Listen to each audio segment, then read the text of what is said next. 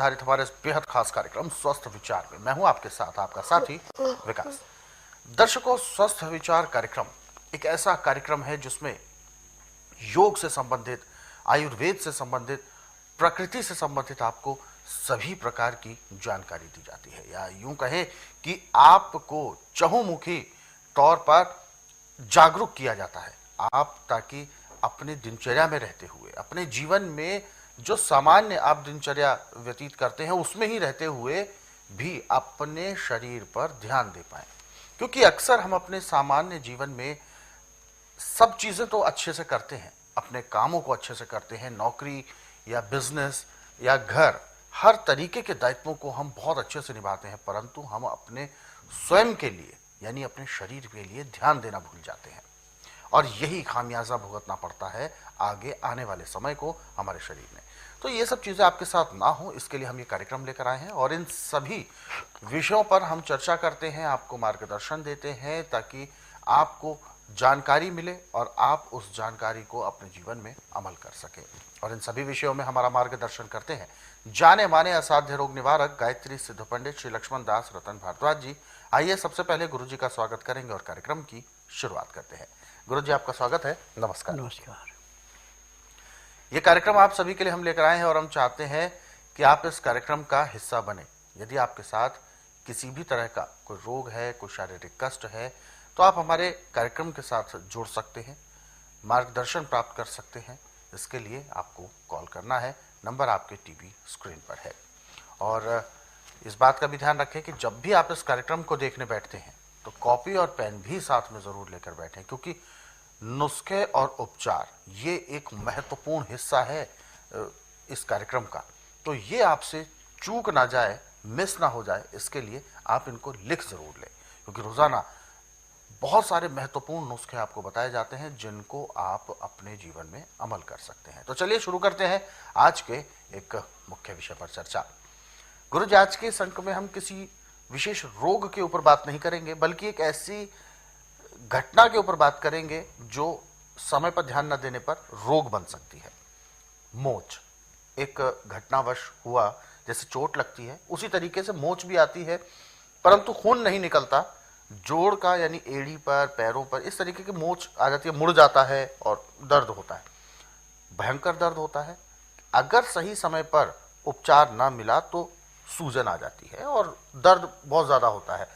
सबसे पहले तो मैं जानना चाहूंगा कि मोच किस किस तरह की होती है और खतरनाक भी अगर इसका प्रभाव पड़े तो क्या क्या खतरनाक हो सकता है।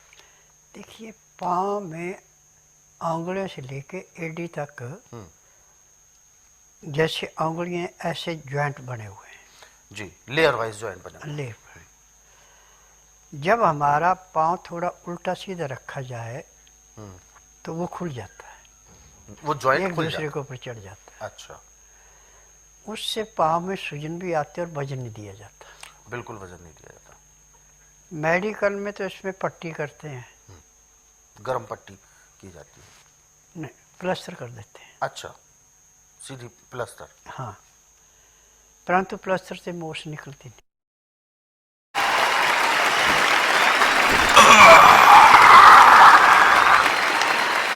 पहले तो बेगानी नगरी में हमको किसी से मोच निकलती नहीं।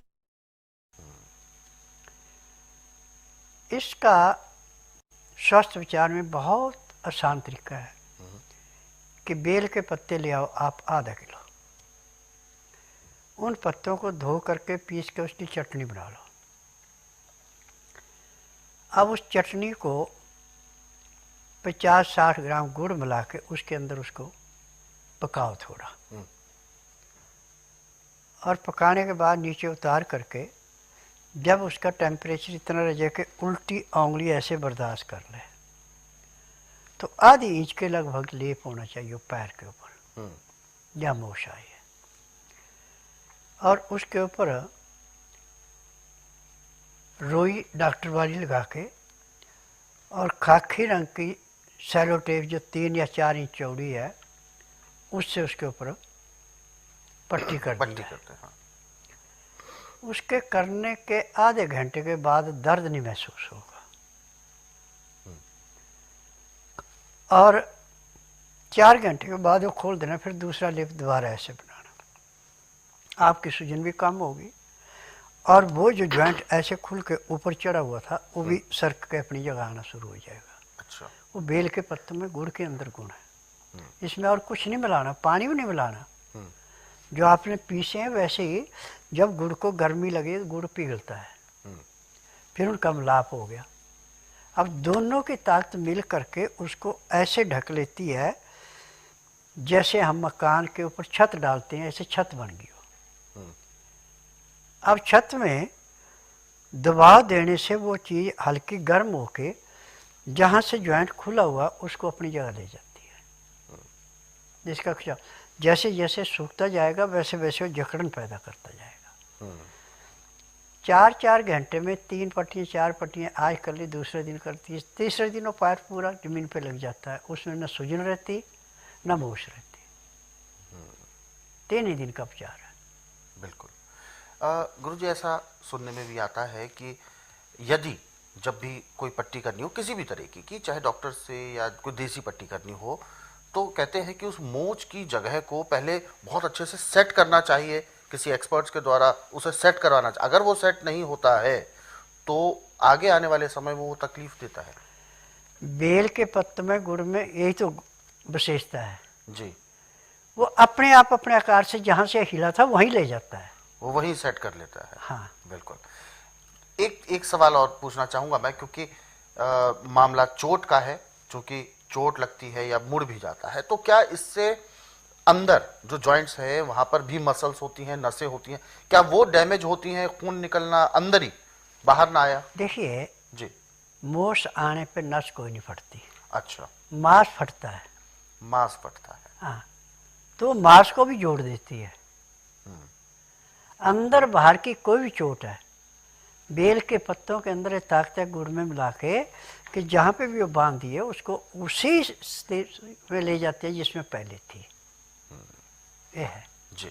और एक चीज़ और कि कोई भी उपचार हो, क्योंकि हम बात करेंगे जैसे कि हॉस्पिटल्स में भी उपचार होते हैं, बाहरी तौर पर प्लास्टर भी होता है और उसी के साथ साथ खाने के लिए भी गोलियां या टैबलेट्स दी जाती हैं। बेल के पत्तों को पीस करके हाँ। उसका रस 2 चम्मच निकाला, बिल्कुल। 1 चम्मच शहद मिलाया, वो दे दिया उसको पीने को। अच्छा। वो अंदर से भी वो हाल ही करता है। अब ऐसे छोटा सा नुस्खा बताएं आपको। जी। आपको खट्टी डकारें लगी हैं, पेट गुब्बारे की भांति फूलता जा रहा है, ना आपको पेशाब आ रहा है न टट्टी आ रही, जी। आप बेल के पत्तों का रस निकाल लें 20 ग्राम, 1 चम्मच उसमें रस शहद मिला दें जी। और वो उसको पिला दें। पीने के 10 मिनट के बाद उसकी हवा खारिज होने लगेगी, पेशाब खुल के आ जाएगा। फिर उसके बाद 2 घंटे बाद फिर दोबारा ऐसे दे दें। तीसरी खुराक देने पे उसको खुल के दस्त आएगा और जितना भी कचरा पेट के अंदर रुका जिससे पेट जाम हुआ था वो सारा निकल जाएगा, रोगी को राहत मिल गई। तो इससे बिल्कुल वो सारी गंदगी भी निकल जाती है। बिल्कुल, यानी पेट के लिए भी बहुत अच्छा है। हालांकि ऐसा बेल, चूँकि जग जाहिर है कि बेल ठंडक प्रदान करने वाला है, अच्छा ये भी गलत है। वात पित्त कफ तीनों का संतुलन बनाना इसका काम है। अच्छा। आंवला और बेल हम्म। ये वात पित्त कफ को तीनों को संतुलन बनाता है। जो बढ़ गया उसको घटाएगा, जो घट गया उसको बढ़ाएगा। जब तीनों का लेवल बराबर आ गया बीमारी खत्म होगी। तो बेल को हम अपने जीवन में दैनिक दिनचर्या में कैसे शामिल कर सकते आप हैं? 12 महीने खा सकते हैं। किस तरीके से? चाहे आप इसका शरबत बना के पीजिए, वो मौसम में मिलेगा। हाँ हाँ। नहीं, कच्चे बेल को आप पानी में उबाल लो या आग में भून लो, अच्छा। वो पक गया, जी। गुद्दा निकालो, पानी के अंदर घोलो, छानो और पी लो। अच्छा, तो वो ऐसे भी काम कर सकता हाँ। है, क्योंकि अब जब बेल नहीं है, हाँ। बेल के पत्तों का रस ले लो, अच्छा। वो भी वही काम करेगा जो बेल ने किया। यदि पत्ते भी नहीं झड़ गए तो उसकी छाल निकाल लो, छाल को कूट के और पानी में उबाल के उसको पी लो। लेकिन गुरुजी, फल के स्वाद में और पत्ते या छाल के स्वाद में अंतर तो होता होगा। उसमें अंतर होता है, बिल्कुल। परंतु इनके अंदर जो तेल है ना, हम्म। वो तेल सबसे मेन है। अच्छा, उसका शरीर में जाना जरूरी है। हाँ, तो पत्तों में भी तेल है हम्म। और जो इसका छाल है उसमें भी तेल है।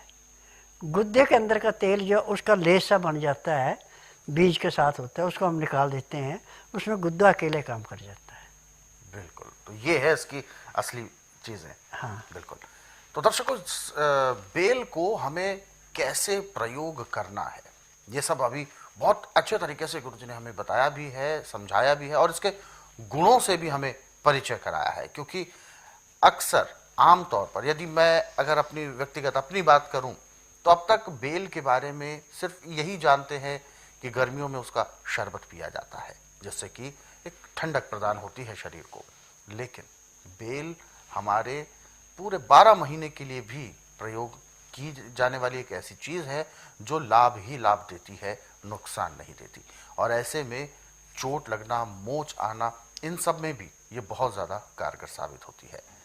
इस तरीके के नुस्खों को आपने लिख जरूर लिया होगा। हालांकि ऐसे बहुत सारे नुस्खे हैं, क्योंकि कार्यक्रम में समय की अपनी सीमा होती है, इसलिए बेल के विषय में या इसके गुणों के बारे में जितना और हम जानना चाहेंगे उतना ही हम आगे बढ़ सकते हैं और इसके गुणों में कमी नहीं आएगी। परंतु समय का अभाव है और इसी वजह से जो नुस्खे आपको बताए गए हैं उनको तो आप जरूर सहेज कर रख लें। यदि इससे ज़्यादा और भी कुछ जानना चाहते हैं तो आप स्वस्थ विचार पुस्तकें पढ़ सकते हैं। स्वस्थ विचार पुस्तकें एक ऐसी पुस्तकें है जो 10 किताबों का पूरा सेट है। ये किताबें आप घर बैठे कुरियर या डाक के माध्यम से मंगवा सकते हैं। इसके लिए आपको हेल्पलाइन नंबर पर कॉल करना है, नंबर आपकी टीवी स्क्रीन पर है। और यदि आप इस कार्यक्रम से अभी जुड़ना चाहते हैं तो बिल्कुल भी देर ना करें, हमें कॉल करें या आप हमें व्हाट्सएप के जरिए अपना मैसेज भेज सकते हैं। व्हाट्सएप मैसेज में लिखें आप अपना नाम, उम्र, कहाँ से बात कर रहे हैं और पूरा सवाल। तो चलिए आगे बढ़ते हैं।